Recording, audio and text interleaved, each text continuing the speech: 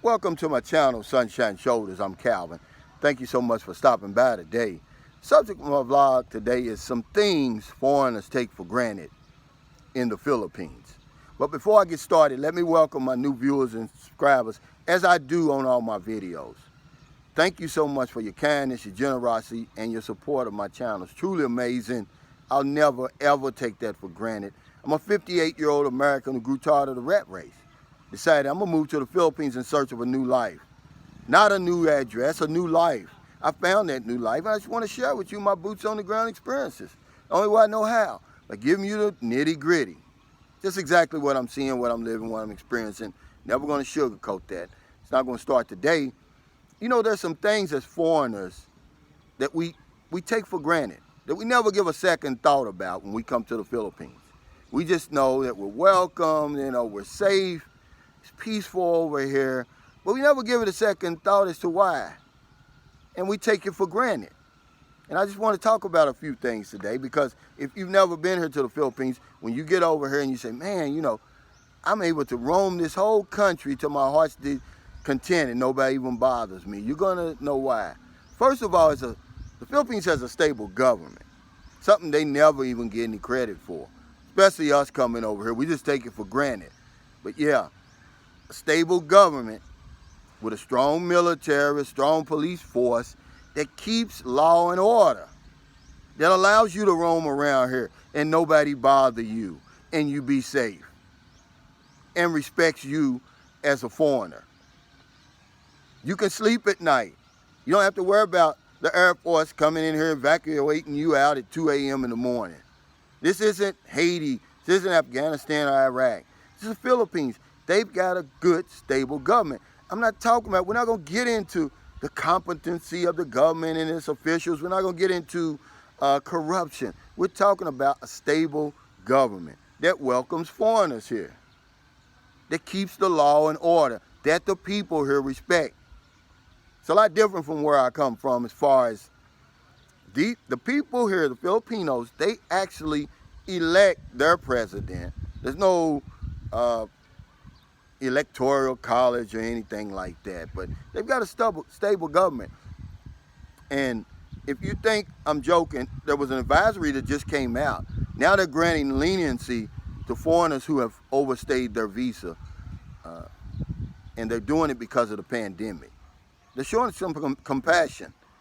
I mean, I think that's outstanding, and I think it's something that they should be applauded for, because they get very, very little credit, the government over here. You only hear negative things about them. I'm here to tell you that it's not all true. Look at their visa policy, even pre-pandemic. Imagine you come over here on vacation, you decide you like it, and you want to stay. Well, hell, you can stay for 3 straight years. You got to extend your visa, pay the fees and all that. But where else can you get that done around the world? That's because they have a stable government. Remember, you can sleep good at night. I like that part. Okay, so stable government. Number 2 is undertourism.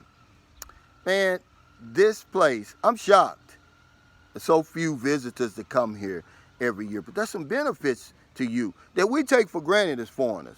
We come over here, you go to certain places, you'll have the whole place to yourself a lot of times, or it feels that way because very few people come over here compared to their neighbors, compared to a comparable country that has the same amenities as the Philippines. All these beautiful beaches, all this geography and everything, the warm weather, 24 hours a day. You would think that people would be stumbling over each other, but they're not. Only 8 million, man. It's under tourism. It's so few tourists that come here that even when you go to a place like Boracay, they don't even treat you like a tourist. They don't know how. They just treat you like they normally treat you every day, with that sense of community, man. But we take it for granted. We don't understand under tourism. Go to somewhere like Thailand or Malaysia, somewhere like that, where people are crawling over each other, and you know, you get that old cringy tourist treatment. I don't like that. You know, that's why I was shocked when I've been to a couple of tourist places here, and I was not treated that way because of under tourism. Go to Siquijor Island, go to Malboal, go on the strip. I promise you this. We went September 2019. Okay, me, my girlfriend, her 2 daughters. It was so few people. I asked one of the guards, I said, man, are we on the strip? Is this the strip or we need to go somewhere else? He's like, no, this is it. I thought we were in the wrong place, guys. I like it. Look at this. I'm at People's Park here in St. Carlos City, Negros Occidental. Look at this. There's nobody here. There's got a brand new infinity pool behind me. If you can see, that's the ocean behind me. And then that I guess you could see it like a silhouette behind me. That's Cebu. But there's nobody here. And it's like that even pre-pandemic. I like that, man. I don't want to be stumbling over anybody. Prices getting gouged, you know, and everything like that, man. This is something that we take for granted, man. I'm going to tell you something. Don't take for granted when you get over here. Enjoy it. The next thing I want to talk about is the cost to exist, the cost to live here. I'm not talking about the cost of living, guys. This is different. Listen to me. This is something I made up, okay? And I do it everywhere I go. As an insurance agent, I'm taught to look around, be observant, find out what people are doing, try to strike up a conversation before I go in the house. Do they have plenty of plants in the yard? Talk about that. Do you see a picture of Jesus on the door? Talk about that. Whatever it is. When you go in the house, is there pictures of the grandkids? See, but over here, I watch the locals. I watch how little they spend to survive, to live, to exist. It's a very small amount. It's different than the cost of living. Because the cost of living is like this. The cost to exist and the cost to live is like this. Well, how does it benefit you? It benefits me because if I watch the locals here, they're going to tell me what to do and what not to do with my money. It's just that simple. It's going to save me money if I'm observant. When they say, when you're in Rome, do as the Romans do, damn it, do it. Don't bring your spending habits over here. It's not going to do you any good. That low cost to exist, that low cost to live, see, all you have to do is just bump that up just a little bit for you, and you still have cut your spending in a third. This is what I've learned over 12 years on and off being over here. There's a low cost to exist over here, a low cost to live, and we take it for granted. Yeah, we take it for granted, so don't take it for granted. Just enjoy it when you get over here. Learn from it and save some money, man. It's more money for you to spend, more money for you to invest, more money for you to buy souvenirs and stuff to take back home. And the last thing I'll talk about is true freedom over here that we take for granted. We take for granted. Look, remember, look at me now. No one's running up to me, I'm begging and, harassing me. And I'm just sitting out here, man. Remember, I'm 8,000 miles from home. I'm a foreigner here. I couldn't get this much peace and tranquility and freedom in my hometown. Not me. Somebody's going to wonder, well, what are you doing sitting over there? Somebody's going to be minding my business. They don't do that here. I guess because I don't vote here. I guess because I don't pay taxes here. Nobody really expects anything of me. I did a video relating to this. It was like our biggest advantage as foreigners is we're invisible. It's almost like we're invisible here, man.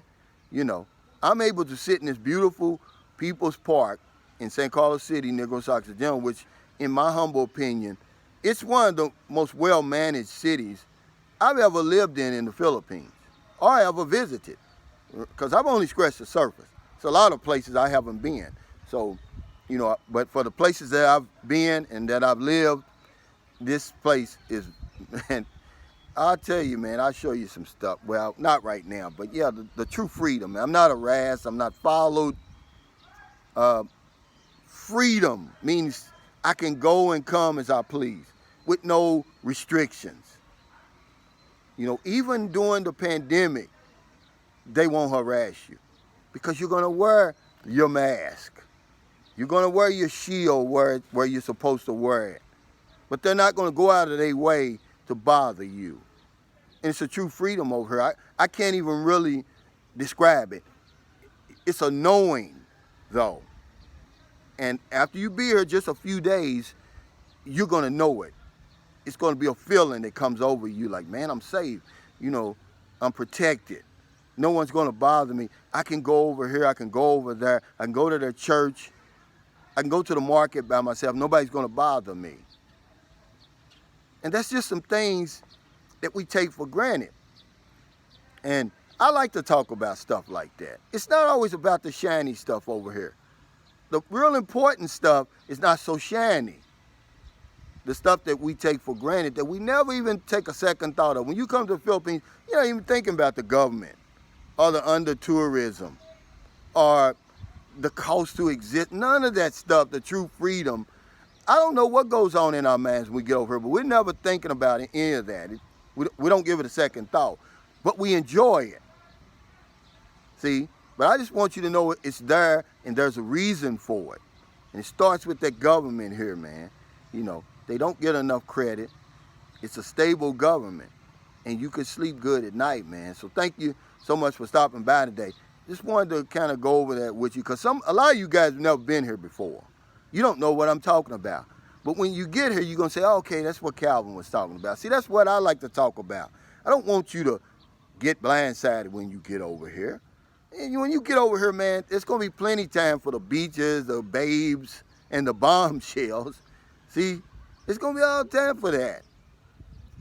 But what if you just want to come like me today? I'm just relaxing in the park, sit down, drinking my water, and taking in the sights over here. What if you just want to do that? Can you do that? Absolutely. So if you're in America, it's late. I hope you help somebody before you got in the bed. But if you're on one of them late grocery runs, beer runs, weed runs, just getting off second shift, or you're on your lunch break, and you see somebody out there in the street struggling, because remember, it's still a pandemic. Although over in America, it seems like things have gotten back to normal, it has. It's a pandemic, guys. Buy them something to eat. Buy them something to drink. Give them a couple of dollars if you don't have time to, if nothing's open. If you're in the Philippines, it's probably about 12 noon. We still have the whole rest of the day to intentionally go out and find somebody to help. I don't just say this. It's not some spiel. People need our help. If you're in a place like the Philippines, remember it's a low cost to exist, a low cost to live. People don't have a whole lot over here. In the pandemic, they have even less. There's no excuse why we shouldn't go out and find somebody to help. Because if I don't know anything else, I know this one thing for sure. When we help other people, we help ourselves. Take care, stay safe, stay COVID free. See you next time. I'm going to show you a little bit of this place real quick before I shut down. But yeah, that's the ocean back there. You can't hardly. This is a beautiful place, man. I'm going to tell you now. And nobody's here because of the undertourism.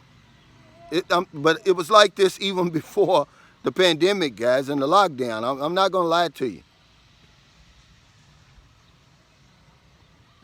One of my friends, a guy I consider my friend now, he's got a vlog. It's called Pumpkin Joe's Philippine Experience. He said this country is just so beautiful. Sometimes him and his wife, they just get on a little motorbike and ride around and sightsee. Take care, guys. When this place opens up, you make sure the Philippines is the first place you come to. Because if you don't, you're going to regret it. I promise you that. That's a promise from Sunshine Show.